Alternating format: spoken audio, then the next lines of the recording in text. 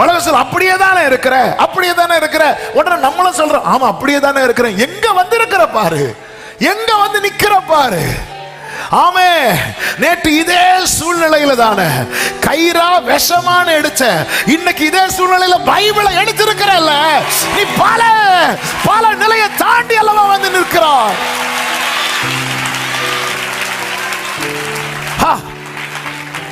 சொல்லு, நான் அப்படி இல்லை, இனி எனக்கு முன்னாக இருக்கிறது ஒரே கதவு. ஆமே, அது தானாக திறக்கும், அது தானாக திறக்கும். இயேசுவின் நாமத்துல, இயேசுவின் நாமத்துல இங்க நீங்க ஜெபிக்கும் போது, இங்க துதிக்கும் போது தள்ளினாலும் திறக்க முடியாத கதவுகள் தானாக.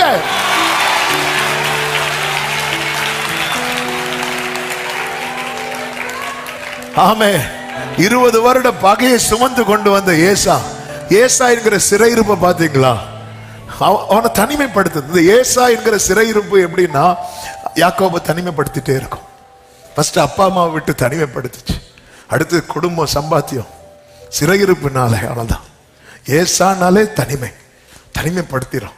இதுல இருந்து ஒரு பிரேக் த்ரூ வந்தே ஆகணும். போய் உக்காந்துருது, அழுதான். பைபிள் சொல்லுது, அழுது அவரை நோக்கி கெஞ்சினான் அப்படின்ற. கண்ணீரோடு விதைக்கிறவர். சிறையிருப்பு அந்த ராத்திரியை மாற்றினார். என்ன ஏசாவுக்குள்ள யாக்கோபுக்கு நடந்தது நமக்கு தெரியும். ஏசாக்கு என்ன நடந்துச்சுன்னு தெரியல. ஆனா ஏசா வந்து வெரி நெக்ஸ்ட் டே 20 வருஷம் ஃபேஸ் பண்ண முடியாத ஏசாவை யாக்கோபு இப்போ ஃபேஸ் பண்றான். சிறையிருப்பு திருப்பும் போது எதை ஃபேஸ் பண்ண முடியாம இருந்தீங்க, நீங்க ஃபேஸ் பண்ணுங்க.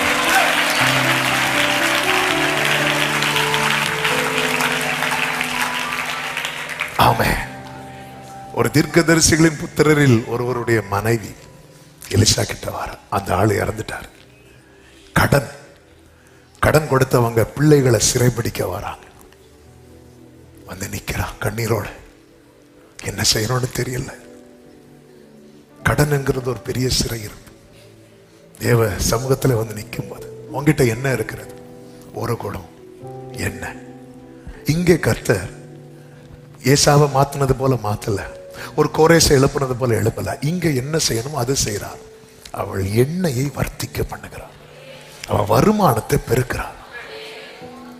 அந்த எண்ணெயை விற்று கடனை அடைத்தது மட்டுமல்லாமல் மீந்ததை வைத்து ஜீவனம் பண்ணும்படிக்கு ஒரு மார்க்கத்தை உண்டு பண்ணுகிறார். எந்த சிறையிருப்பையும் மாற்ற வல்லமை உள்ளவர் என் தேவன். ஆண்டவர் சமூகத்தில் இருந்து கண்ணீரோட, கண்ணீர் வீண் போகாது. கண்ணீர் வீணாலும் ஒப்பி எடுத்து തുരുത്തിയിലാക്കുന്ന നാഥനുണ്ട്. തുരുത്തി നിറയുമ്പോ അളന്നെടുത്ത് അനുഗ്രഹമേകുന്ന. ஆமே, ஆண்டவர் சமூகத்துல இருந்து அழுது அண்ணாளை பாருங்க. அண்ணாளுக்கு ஒரு சிறையிருப்பு. இந்த பெனினாள் பேசுறதை நிறுத்தணும்னா அண்ணாளுடைய சிறையிருப்பு மாறணும். சும்மா பெனினாள் பேசுறான்னா ஏன் பேசுறா? அதனாலதான் நீங்க அண்ணாளுடைய ஜெபத்துல பாத்தீங்கன்னா பெனினாள் டாபிக்கே வராது. பெனினா ஆண்டவர் இது பெனினாள் வாயை அடையும். அவ வாயை அடைக்க ஜெபம் பண்ணாதீங்க. உங்களுக்கு திறக்க வேண்டியது திறக்க ஜெபம் பண்ணுங்க. ஆமே, ஆண்டவர் ஏரோதின் மனதை மாற்றும். ஏரோது அப்படியே இருக்கட்டும், நீ வெளியே வர பார். ஆண்டவரை என்ன ஏரோது வெளியே கொண்டு வரக்கூடாது.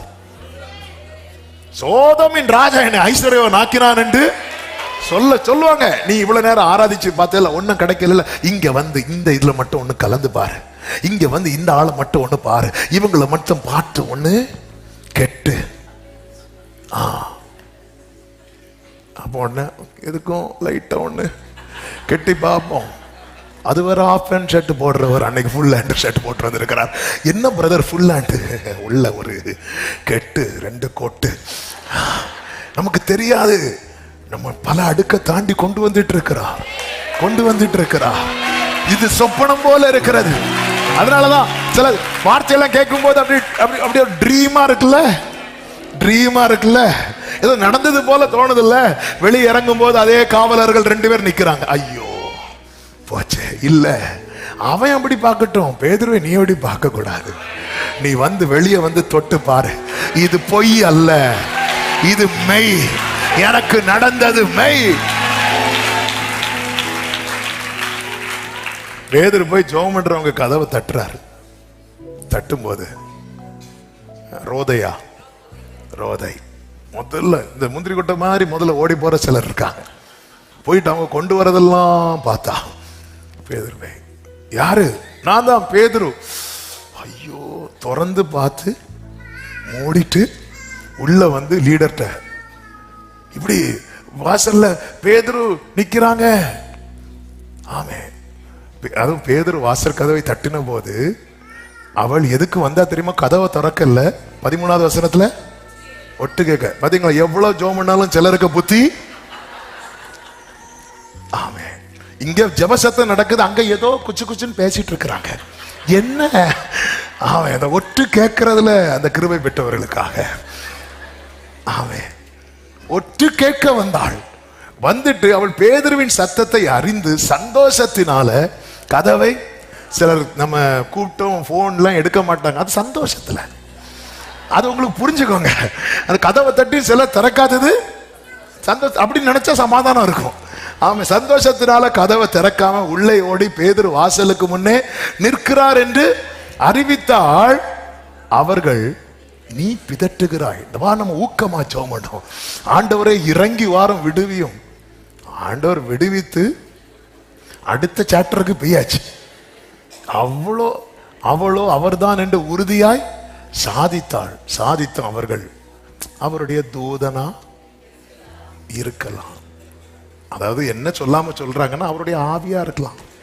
ஒருவேளை பேதுருக்கு கதை அங்க முடிஞ்சிருக்கும். நைட்டோட நைட்டா பாருங்க. இதுல என்ன ஒரு சம்பவம்னா, சுத்தமா விசுவாசமே இல்லாம தான் ஜெபிக்கிறாங்க. ஆனாலும் கர்த்தர் காரியத்தை வாய்க்க மாட்டார்.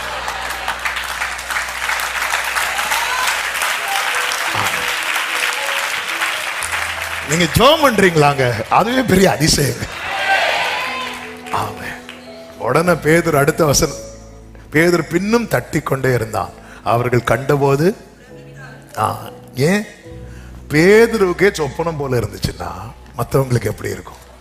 அவங்களால நம்பவே முடியாது. அடுத்த வசனத்தை பாருங்கள், 17வது வசனம்.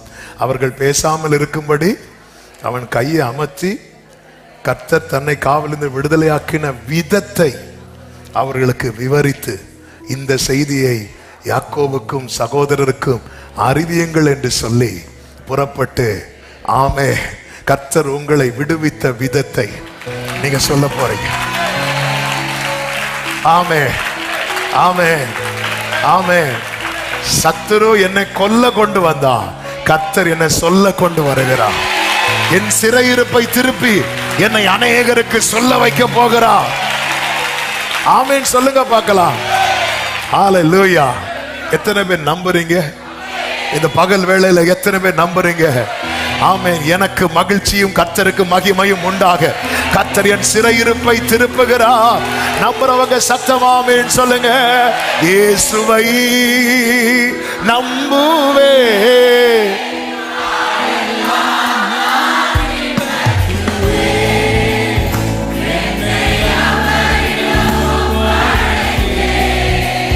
வெட்கப்பட்டு இயேசுவை நம்புவேன். இயேசுவை ஓரலம் அம்ராதனம் அம்ரேசேகரே லேரே ஜீசஸ், என்னை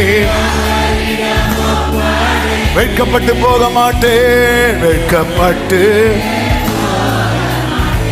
ஆமென், ஆமென். ஆக்சுவலா இப்பதான் செய்திக்குள்ளேயே போகக்கூடிய பாயிண்ட் வருது. ஆனா பாயிண்ட மட்டும் சொல்லிடுறேன், நீங்க வீட்டுல போய் நல்லா படிச்சுக்கோங்க. சிறையிருப்பை திருப்பும் போது உண்டாகிற காரியங்கள் யோவேல் 3வது அதிகாரத்திலே சொல்லப்பட்டிருக்கிறது. அதை 5ஆக சொல்லி, அந்த அதிகாரம் ஃபுல்லாவே 5ஆக சொல்லி நான் ஜெபிக்கும்படி விரும்புகிறேன். இதை நீங்க வீட்டுல போய் வாசித்துக்கோங்க, நமக்கு டைம் ஆகிவிட்டது. அந்த 1வது வசனத்தை பாருங்கள். இதோ யூதாவுக்கும் உண்டாயிருந்த நான் திருப்பும் அந்நாட்களிலும் அக்காலத்திலும். சிறையிருப்பை திருப்பும் போது என்ன நடக்கும் அப்படின்னு சொல்லி 5 காரியங்களாக நிறைய இருந்தாலும் அதை எல்லாத்தையும் சேர்த்து 5ஆக நீங்க வீட்டுல போய் இன்னைக்கு இதை மெடிடேட் பண்ணி பலப்படுங்க. சிறையிருப்பை திருப்பும் போது முதல்ல என்னென்ன தெரியுமா நடக்கும்? ஒன்று, கர்த்தர் வழக்காடுவார். வழக்காடுவார்னு என்ன தெரியுமா? பதில் செய்வார். ஆமே. அதனுடைய 2, 3, 4 வசனங்கள்ல நீங்க பாத்தீங்கன்னா தெரியும். ஆமே, நீ என் ஜனத்தை இப்படி பண்ணதுனால நான் வழக்காடுவே. 4வது வசனத்துல, தீருவே சீதோனே பெலிஸ்தியாவின் சகல எல்லைகளே, உங்களுக்கும் எனக்கும் என்ன இப்படி எனக்கு சரி கட்டுகிறீர்களோ? ஆண்டவருடைய பிள்ளைகளுக்கு ஒரு காரியம் நடக்குதுன்னா அதை கர்த்தர் தமக்கு நடக்கிறது போல பார்ப்பார். ஆண்டவர் பவுல்கிட்ட என்ன சொல்லுவார் தெரியுமா? ஏன் சபையை துன்பப்படுத்துறேன்னு கேட்டாரா? ஏன் என்ன துன்பப்படுத்துறேன்னு தான் கேட்டார். சும்மா சொல்லலங்க, உன்னை தொடுகிறவன் என் கண்மணியை தொடுகிறான் என்று. ஆமென். பல நேரத்துல நம்ம இப்படிதான் கேட்கிறோம், ஆண்டவரை இன்னும் அடக்கி கொண்டிருப்பீரோ? தாவீது கேட்கிறான் 35ஆம் சங்கீதம் 17வது வசனத்துல, ஆண்டவரை எதுவரைக்கும் இதை பார்த்து கொண்டிருப்பீர்? எவ்வளவு நாள் தான் பார்த்துட்டு இருப்பீங்க? அவ்வளவு கேள்வி கேட்கிறாங்க, நிந்திக்கிறாங்க, தூஷிக்கிறாங்க. உன் தேவன் எங்க என்றும் கேட்கிறாங்க. எனக்கு அது நாள்தோறும் கண்ணீர் வருது. நீங்க பார்த்துட்டு இருப்பீங்களா? இல்ல இல்ல இல்ல, கர்த்தர் வழக்காடுவா. ஆமென். எகிப்தியருக்காக இஸ்ரவேலரை சிறையிருப்பிலிருந்து வெளியே கொண்டு வந்தது கர்த்தர் செய்த முதல் காரியம் என்ன சொல்லுங்க? வழக்காடுனது. பார்வோனை அவன் சேனை இருக்க விடல, மொத்தமா கொண்டு வந்து சிவந்த சமுத்திரத்துல அவங்க கண்ணுக்கு முன்னாடி இல்லாம ஆக்கிட்டார். பழிவாங்குதலும் பதில் செய்யலும் கர்த்தருக்குரியது. அவர் பார்த்துட்டே இருப்பார். அதனாலதான் சிறுமைப்பட்டவன் மேல் சிந்தை உள்ளவன் பாக்கியவான். அவன் கஷ்டப்படும் போது அவனை சிறைப்படுத்தி காயப்படுத்துறவங்க இருப்பாங்க, அவனுக்கு சப்போர்ட் பண்ணி ஹெல்ப் பண்றவங்க இருப்பாங்க. அப்படி ஹெல்ப்ஃபுல்லா இருக்கிறாங்க தெரியுமா, அவங்களுக்கு கர்த்தர் ஆசீர்வாதத்தையும், காயப்படுத்துறாங்க தெரியுமா, அவர்களுக்கு கர்த்தர் அடியையும் வைத்திருக்கிறார். இதுதான் கர்த்தருடைய செயல். ஆமென். தேவனை இந்த 2ஐயும் பார்க்க முடியும். நீங்க பைபிள்ல பார்க்கும்போது தெரியும். அவர் ஆசீர்வதிக்கவும் செய்கிறார். இஸ்ரவேலருக்கு மன்னாவை கொடுத்து ஆசீர்வதிக்கிறார். ஆமென். சிவந்த சமுத்திரம் என்பது இஸ்ரவேலருக்கு ஆசீர்வாதம், எகிப்தியருக்கு அது அழிவு. அது கர்த்தர் பழி வாங்கினது. இது பலமுறை சொல்லி இருக்கிறேன். என்ன பழி வாங்குதல்? பார்வோனும் ஒரு சட்டம் போடுகிறான். என்ன சட்டம்னா, பிறக்கிற எல்லா ஆண் குழந்தை எங்க போட்டு கொல்லணும் தெரியுமா? தண்ணியில. கர்த்தர் அதே போல அவன் கூட்டத்தை அழிச்சார். பாத்தீங்களா?